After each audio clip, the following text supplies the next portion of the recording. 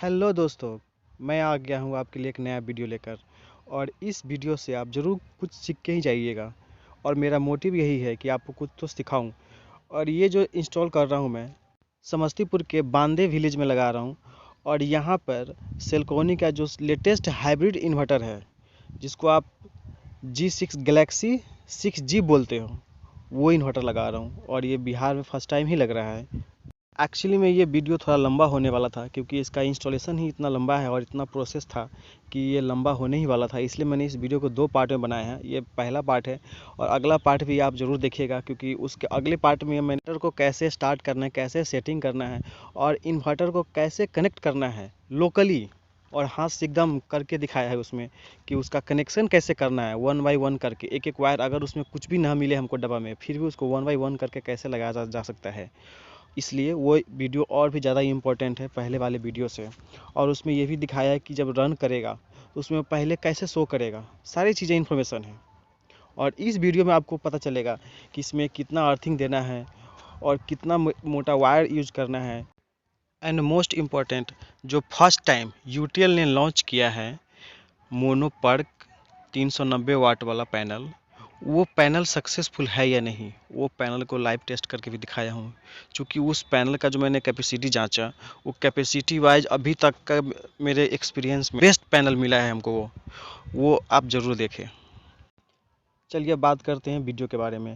जैसे कि ये अर्थिंग गड्ढा कर रहे हैं हम लोग। ये यहाँ पे 3 अर्थिंग किया है। ये पहला लाइटिंग रजिस्टर के लिए और दूसरा 2 अर्थिंग किया है इन्वर्टर के लिए। तो यहाँ पे हमने 12 फीट का गड्ढा किया है। 12 फीट इसलिए क्योंकि मेरा 10 फीट का अर्थिंग रहता है, और 2 फीट गड्ढा किया है ताकि उसका फाउंडेशन किया जा सके और ऊपर से उसका ढक्कन रख करके, यानी कि अर्थ फीट का जो ढक्कन आता है वो रख करके उसको अच्छे से लेबलिंग कर किया जा सके, ताकि कभी ज़रूरत पड़े तो उसको हटा कर देख सके। और इसे लोकली नहीं छोड़ देना है ये। और दूसरा गड्ढा भी 10-10 फीट का किया हुआ है। और इसमें केमिकल अर्थिंग किया है पहले वाले में, और दूसरे वाले में नॉर्मल अर्थिंग किया है। नॉर्मल अर्थिंग मीन्स उसमें कॉपर वायर की तरफ copper plate, copper wire use किया है। और जो ये वाला गड्ढा देख रहे हैं, इसमें हमने जीआई का केमिकल अर्थिंग किया है। ये अर्थिंग जाएगा हमारे लाइटिंग रजिस्टर के लिए। और जो दूसरा अर्थिंग है वो ज़्यादा बढ़िया अर्थिंग किया है, वो जाएगा हमारे इन्वर्टर के लिए। क्योंकि हमको इन्वर्टर के लिए 2 अर्थिंग चाहिए, प्रॉपर 2 अर्थिंग चाहिए, इसलिए वो उसका अलग अलग किया। और दोनों के बीच का जो डिस्टेंस है वो कम से कम 10 फीट होना चाहिए, लेकिन 10 फीट से यहाँ ज़्यादा रखा मैंने, यहाँ 15 फीट रखा हुआ है। अर्थिंग रड को अंदर डाल देने के बाद ये जो अर्थिंग कंपोनेंट है, केमिकल कंपोनेंट अर्थिंग के लिए यूज होता है, वो पूरा पूरा बैग ही इसमें चला गया है।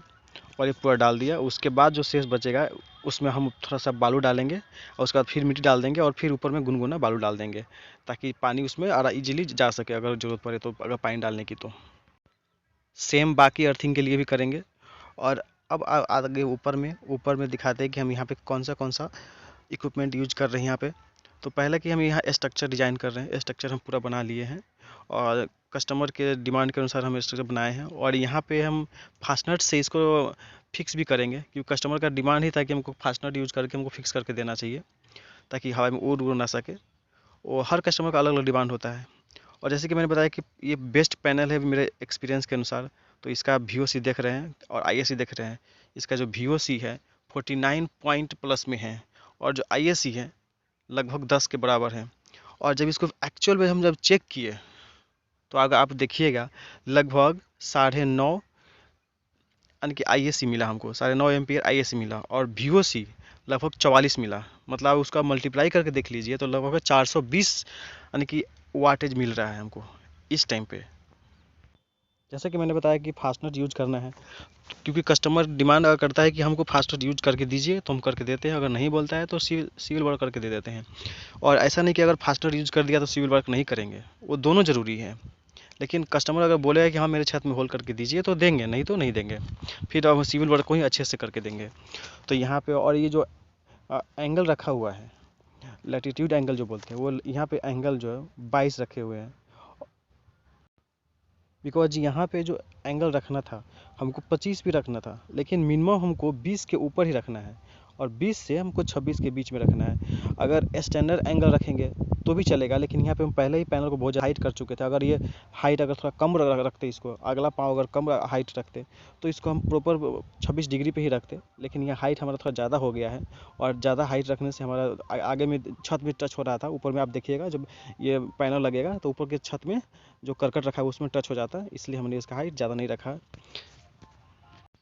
इंस्टॉलेशन करते टाइम ये ध्यान रखना है कि फास्टनर का यूज करना ही करना है। अगर कस्टमर बोल रहा है कि हाँ मेरे यहाँ नहीं करना, मेरा छत का जो वेल्थ है मतलब बहुत पतला है और हो सकता है लीकेज कर जाए, तो वहाँ पे नहीं करना है। लेकिन अगर नीड हो, अगर कस्टमर थोड़ा भी बोले कि हाँ कि हमको करके दीजिए, तो वहाँ पे फास्टनर यूज करना ही करना है, क्योंकि उससे स्ट्रेंथ बढ़ जाता है। और हम अब पैनल लगाना शुरू कर दिए, क्योंकि मेरा स्ट्रक्चर जो है रेडी हो गया, तो पैनल लगा लेते हैं। और ये जो मैंने बोला कि फर्स्ट टाइम लॉन्च हुआ है, तो इसमें देखिए इसका जो VOC है और ISC है, उसके बाद इसका जो यानी कि पैनल का जो बनावट है, आप क्रिस्टल शेप में बिल्कुल नहीं है। ये लगेगा कि पॉली टाइप का है, लेकिन है ये एक्चुअली में मोनोपर्क। और इसमें लिख के भी दिया है मोनोपर्क, ऐसा नहीं कि मैं बोल रहा हूँ मोनोपर्क है तो ही आप विश्वास करें, इस पर लिखा हुआ भी है मोनोपर्क। और जब इसका रीडिंग लेंगे हम आप, तो देखिएगा कितना बेटर है इसका इफिशियंसी इस टाइम पे। अभी हम 10 बज रहा है, और अगर 12 बजे जाएंगे या 1 बजे जाएंगे तो और भी इसका इफिशियंसी बढ़ जाएगा, क्योंकि वो टाइम जो होता है सन का ऑप्टिमम टाइम होता है। अब आप लोग एक बात इसमें नोटिस कर पा रहे होइएगा कि इसमें मैंने राफ्टर नहीं लगाता है। हम अपने किसी भी स्ट्रक्चर में राफ्टर नहीं लगाते हैं। राफ्टर इसलिए नहीं लगाते हैं क्योंकि हम उसमें या तो फास्टनर का यूज करते हैं या स्ट्रेंथ ही इतना ज़्यादा कर देते हैं ताकि वो राफ्टर की नीड ही ना रहे। राफ्टर की नीड बस स्टार्टिंग टाइम पे ही, जब टाइट करेंगे तो उस टाइम पे हमारा स्ट्रक्चर भागे नहीं इधर उधर। लेकिन जब हम फास्टनर लगा दिए और उसको जब फाउंडेशन कर दिए तो वो इधर भागेगा ही नहीं। और इसमें मैं प्रॉपर एंगल का यूज करता हूँ, प्रॉपर, ताकि हमको उसकी ज़रूरत ही ना पड़े, जैसे कि आप ये देख रहे हैं। और हाँ, अगर नीड हुई कि यूज करना पड़ेगा, जैसे कि जहाँ पे बहुत ज़्यादा टॉप पे लगाते हैं, जैसे कि एक जगह गया में लगाया था तो वहाँ पे यूज किया था। अगर हम ज़्यादा टॉप पे लगाएंगे जहाँ पे हवा का दबाव ज़्यादा पड़ने वाला है, तो वहाँ पे ज़रूर यूज करूँगा। अब हम यहाँ पे अर्थिंग का पूरा प्रॉपर वायरिंग कर लिए हैं। जो लाइटिंग रजिस्टर का अर्थिंग है वहाँ से 2 वायर निकालेंगे और लाइटिंग रजिस्टर में कनेक्ट करेंगे। और प्रॉपर 6 mm का वायर यूज किया है, जैसे आप बंडल में भी देखे होइएगा और यहाँ भी देखिएगा। और जैसे मैंने बोला कि कॉपर वायर यूज किया है, कॉपर प्लेट के साथ कनेक्ट करके। और यहाँ से सिंगल वायर जाएगा एक अर्थिंग, और फिर दूसरा से सिंगल वायर जाएगा एक अर्थिंग, मतलब 2 अर्थिंग जाएगा। ये वाला भी इन्वर्टर के लिए जा रहा है। यहाँ भी कॉपर वायर यूज किया है कॉपर प्लेट के साथ, और इसमें बूंदा डाला है। उसके बाद इसमें नमक कोयला डाला है, क्योंकि नमक नहीं डालते तो चल जाता, हमको कोयला डालना था। और जो लोहा का जो बूंद कट के छोटे छोटे जो पार्ट आता है वो इसमें डालते हैं। उसके बाद इसमें तो ऊपर मिट्टी डालने के बाद ऊपर में कुछ लेयर बालू का बनाएंगे, आप फिर उसमें मिट्टी डालेंगे और ऊपर से कुछ घास पात डाल देंगे ताकि उस पर पानी इजीली सोख सके अंदर तक। अब हम वायरिंग पूरा कर लिए हैं। उस पूरे वायर को, अर्थिंग जो पूरा वायर था वो उसको ऊपर तक छत से लेते हुए पाइप के थ्रू, PVC पाइप यूज किया है प्रॉपर, और इसको लेकर चले गए हैं हम लाइटिंग रजिस्टर के पास। और यहाँ ऊपर में लाइटिंग रजिस्टर कनेक्ट करेंगे। और दूसरा जो वायर आई है अर्थिंग वाली, वो अर्थिंग वाली वायर चली आएगी हमारी इस पैनल के साइड से होते हुए नीचे में इन्वर्टर के पास। और चूँकि अब हमारा टाइम हो चुका है अब कनेक्ट करने का पैनल को। अब जैसे देख रहे हैं मेरा फाउंडेशन कितना नीट और क्लीन है। हमने यहाँ पे कोई प्रॉपर चीज़ों का यूज नहीं करते हुए भी कितना नीट और क्लीन स्ट्रक्चर बनाया है। जैसे कि आप लोग बोलते होइएगा कि यहाँ पे जो सेंटरिंग में यूज करते हैं लोहा वाला प्लेट, वो नहीं यूज किया है हमने। यहाँ पे ये जो सोलर पैनल के साथ जो डब्बा आती है उसी को कट करके आप प्रॉपर ढंग से, और 1-1 फीट का, और जहाँ हमको 1.5 फीट का करना है वहाँ 1.5 फीट का से बना ले करके, क्योंकि उससे बढ़िया स्ट्रक्चर बन जाता है। और पानी वो जो उसका मसाला है इधर उधर बिल्कुल नहीं भागता, और हमारा जो एफिशिएंसी मतलब कि जो स्ट्रक्चर एकदम नीट और क्लीन लगता है। इसलिए हमको वो अदर खर्चा करने की ज़रूरत ही नहीं पड़ती, और इसीलिए हम कस्टमर को सस्ता दाम में हर चीज़ लगा के दे देते हैं। जैसे कि यहाँ पे देख रहे हैं स्ट्रक्चर दिखा रहे हैं हम सोलर पैनल का, मतलब एकदम पॉली टाइप का है, कोई क्रिस्टल शेप नहीं है, लेकिन ये मोनो है, बिल्कुल काला टाइप का है, काला पैनल है। और प्योर मोनो पैनल इसको हम बोल सकते हैं। क्योंकि अभी तक मुझे इतना पसंद आया है कि मैं सब तक हर जगह हर कस्टमर को यही प्रमोट कर रहा हूँ। और इसका स्ट्रक्चर तो मैंने कर लिया है, और इसका पूरा फाउंडेशन होने के बाद हम इसका अब वायरिंग करने जा रहे हैं। कितना शाइन कर रहा है। इस पैनल में हमको एक चीज़ देखने को मिला है कि पहली बार तो हमको इसमें डर भी लगा था, लेकिन इसमें एक चीज़ देखने को ये मिला कि इसका आईएसी बहुत मस्त है, बहुत तगड़ा आईएसी देता है। अब मैं इसका वायरिंग कर रहा हूँ। चूँकि हम जो यहाँ इन्वर्टर यूज़ कर रहे हैं वो हम गैलेक्सी 6G यूज़ कर रहे हैं, और उसका जो मतलब VOC रेंज है वो VOC रेंज 120 से 450 है। मतलब हम उसमें 125 से 425।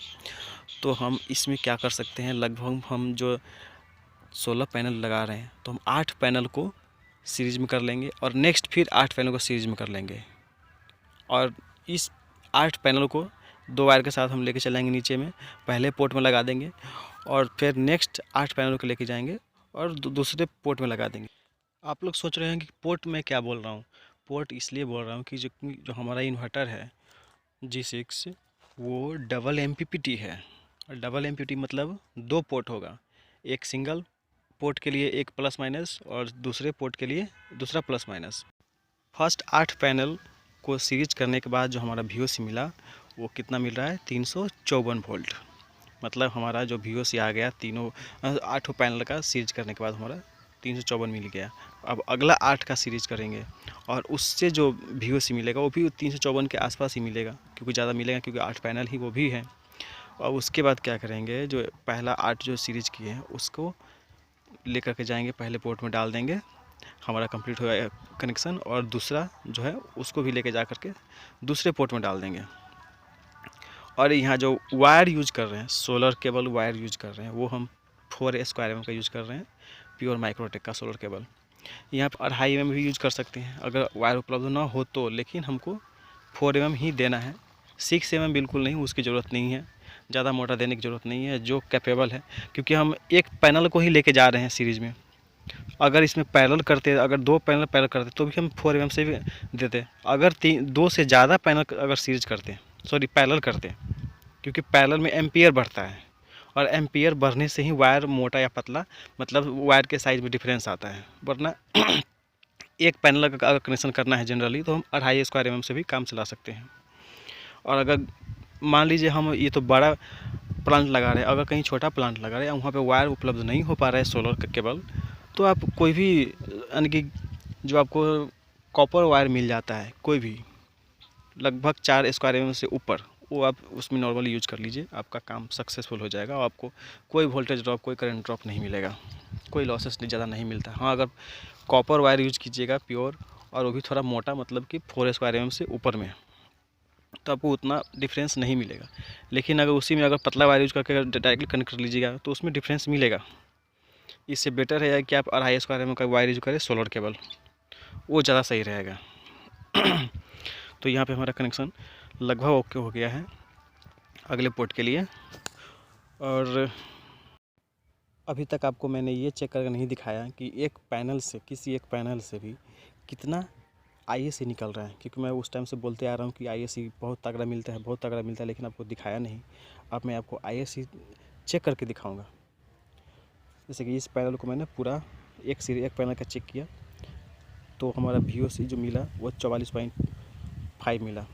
अब आईएसी चेक करते हैं, और आईएसी कितना निकलता है, और उसी से आप इसका डिसाइड कर लीजिए कि इसका पावर कितना मिलेगा, मतलब अच्छा पैनल है या ख़राब पैनल है। तो इसको हम करंट पे सेट कर लिए, जिससे आईएसी हमको मिल रहा है, देख लिए 9.45। अब मल्टीप्लाई कर लीजिए, आपको मिलेगा 420 प्लस वाटेज मिल रहा है। मतलब इस टाइम पे हमको 420 वाटेज मिल रहा है। इसी से पता लगा लीजिए कि आपको फुल इफिशियंसी अगर 5 किलोवाट का लगाते हैं तो आपको लगभग 4.5 किलोवाट का पावर मिलेगा, और पीक टाइम रहेगा तो 500 का फुल्ली की फुल्ली पावर मिलेगा, इसमें कोई ड्रॉप नहीं मिलेगा। और अभी तक हम जितना भी सोलर लगाए हैं उसमें हमको इतना एसी किसी सोलर पैनल का नहीं मिला है, चाहे लुमिनस का हो या वाही का हो या किसी लूम का हो, किसी भी कंपनी का हो। हम किसी की भी बुराई नहीं कर रहे हैं, लेकिन अभी तक इतना ISC किसी भी कंपनी का नहीं मिला है मेरे एक्सपीरियंस में, अभी तक जितना इंस्टॉलेशन किए हैं उसमें। अब हमारा यहाँ जो अर्थिंग का है वो फाउंडेशन अभी रेडी होने का है, और 1 बाय 1 करके आपको सारी चीज़ें दिखाता भी जा रहा हूँ। यहाँ पे जैसे मैंने बताया कि लाइटिंग रेस्ट का अर्थिंग किया है, और यहाँ पे 2 वायर लेके गया 6 mm का, और यहाँ पे जैसे बोला कि मैंने बालू डालना है अंदर था, और ऊपर थोड़ा सा मिट्टी डाल करके और घास डाल देना है दुभी टाइप का, ताकि उस पर दुभी जम जाए, और वहाँ पे कुछ लेयर ठंडा टाइप का लेयर बने रहे, अर्थिंग है इसलिए। और यहाँ पे ये प्लेट यूज करूँगा बुंदा का 1 बाय 1 का प्लेट। और हाँ, यहाँ पे मैंने सिंगल फेज नेट मीटर भी इंस्टॉल कर रहा हूँ, चूँकि ये हाइब्रिड प्लांट है और यहाँ पे एक्सपोर्ट भी कर सकता है, मतलब यहाँ पे हम नेट मीटरिंग भी कर सकते हैं, बैटरी सपोर्ट करने के साथ साथ नेट मीटरिंग भी कर सकते हैं।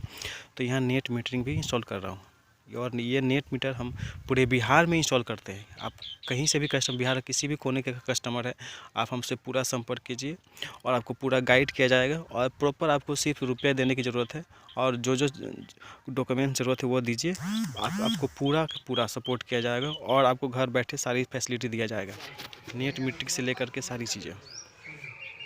और यहाँ पे हम सिंगल फेज नेट मीटरिंग किए हैं, और ये हमको लगभग करने में लगा है 13 दिन, नेट मीटरिंग करने में 13 दिन लगा है।